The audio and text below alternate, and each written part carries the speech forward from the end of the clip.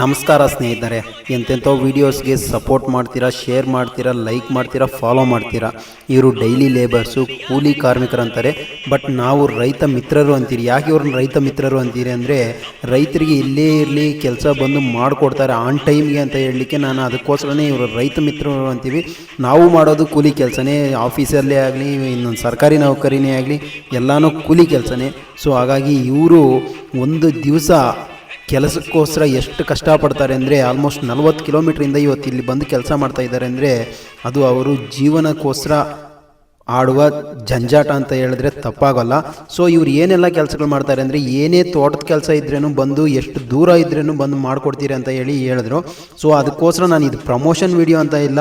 So ಇವ್ರಿಗೆ help ಮಾಡಬೇಕು, support ಮಾಡಬೇಕು.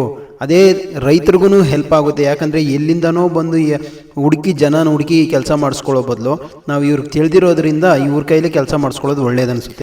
ಇವ್ರು ಮಾಡೋ ಕೆಲಸ ನೋಡಿದ್ರೆ ಕ್ವಾಲಿಟಿ ಆಫ್ ವರ್ಕ್ ನಿಜವಾಗ್ಲೂ ತುಂಬಾ ಚೆನ್ನಾಗಿದೆ.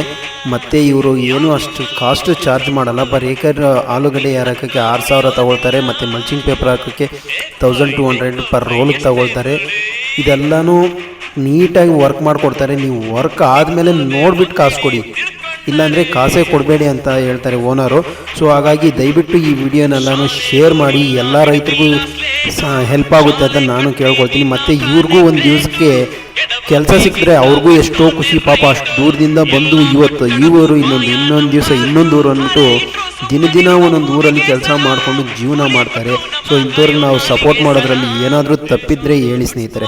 ನಾನು ಇವ್ರಿಗೋಸ್ಕರ ಇವತ್ತು ಈ ವಿಡಿಯೋ ಮಾಡಿ ಆಗ್ತಾ ಇದ್ದೀನಿ ಅಂದರೆ, ದಯವಿಟ್ಟು ಅವ್ರ ಕಾಂಟ್ಯಾಕ್ಟ್ ನಂಬರ್ ಕೊಡ್ತೀನಿ.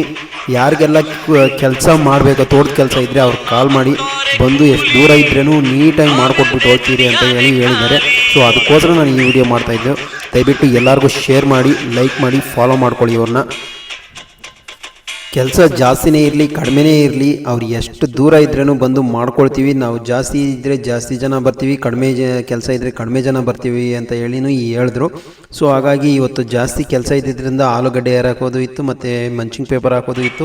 ಸೊ ಹಾಗಾಗಿ ಇವ್ರು ಜಾಸ್ತಿ ಜನ ಬಂದು ಒಂದೇ ದಿವಸ 2 ಕೆಲಸನೂ ಒಂದೇ ಊರ ಹತ್ರ ಮುಗಿಸ್ಕೊಂಡು ಹೋಗ್ಬೇಕಂದ್ಬಿಟ್ಟು ಜಾಸ್ತಿ ಜನ ಬಂದಿದ್ದಾರೆ. ಇನ್ನು ಜಾಸ್ತಿ ಕೆಲಸ ಇದ್ದರೆ ಇನ್ನೂ ಜಾಸ್ತಿ ಜನನೂ ಬರ್ತಾರೆ ಅಂತ ಅವ್ರು ಮಾಡಿಕೊಡೋಕ್ಕೆ ಕೆಲಸ. ಸೊ ಹಾಗಾಗಿ ದಯವಿಟ್ಟು ಎಲ್ಲರೂ ಅವ್ರಿಗೆ ಸಪೋರ್ಟ್ ಮಾಡಿ ಅಂತ ಕೇಳ್ಕೊಳ್ತೀನಿ.